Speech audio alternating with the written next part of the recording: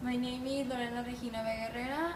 My candidate number is 006110016, and I'm from Tecnológico Monterrey, campus of Eugenio Garza. My picture is this one, in which we can see a contrast between the year 2005 and 2013, in which a group of people are attending to see the Pope. And in 2005 they're watching the event, and in 2013 they're recording it with their smartphones and recording devices. Well, what we can see here, the option I'll be talking about is science and technology. In the picture we can see that there's a clear difference between these years, and well, what I can infer from this is that the development of science and technology has made this possible, and that mainly this technology, we can say that it has connected the world and make a more globalized world, but at the same time it might have disconnected people from each other. For example, in this one they're interacting more than they're doing in this one, because by being in the devices they're like not interacting with the other people, even though they could interact because they're from the same group. They share characteristics and interests because they're in a religious event, so like we can infer that they have like things in common.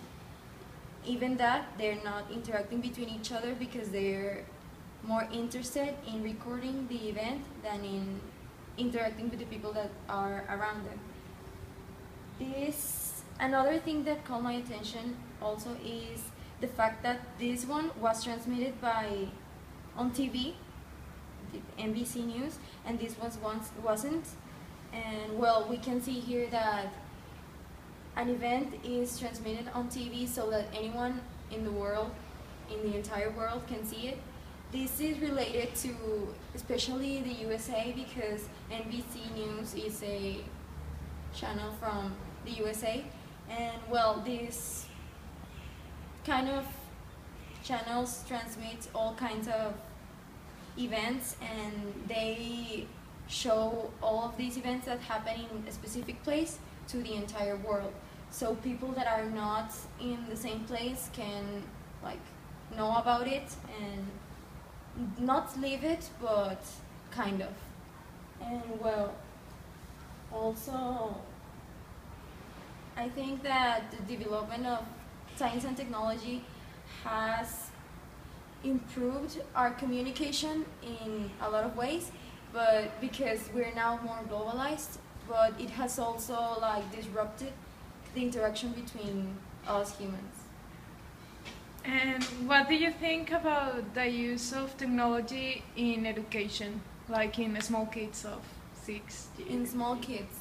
Well, in small kids, I think that it's not as useful as they think it is, because kids are like very into technology nowadays, and they're like 6 years old and they know how to use an iPad or an iPhone, and I think that kind of, I don't know, it like disrupts their childhood. Like now they don't play with toys, they play with their iPads. And well, in education it might work out because they're like more connected with their teachers or their classmates or things like that, but at such young age I think it's not the most convenient thing. When we talk about like adolescence and all that, I think it is useful, for example in school, that we use like Blackboard and all that kind of stuff. It's like very useful because you can connect with your classmates when you're not in the same place, or with your teachers and all that, but you're not like 6 or 8 years old, you're already like 15 or something like that.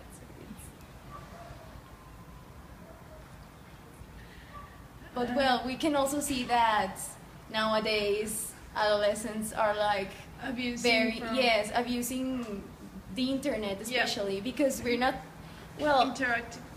Because you can have a device, but when you have internet is another thing, because with the internet you can communicate and all that, but sometimes like adolescents, as you say, like abuse from it, and they're like all Ignoring day in there. their It also friends. has happened to me that I lose my time on the cell phone, and when I realized it had happened like an hour or 2 hours and I haven't done anything.